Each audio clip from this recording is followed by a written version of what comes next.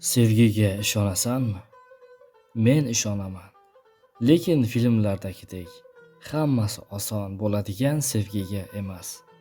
Men harakat bilan isbotlanadigan sevgiga ishonaman.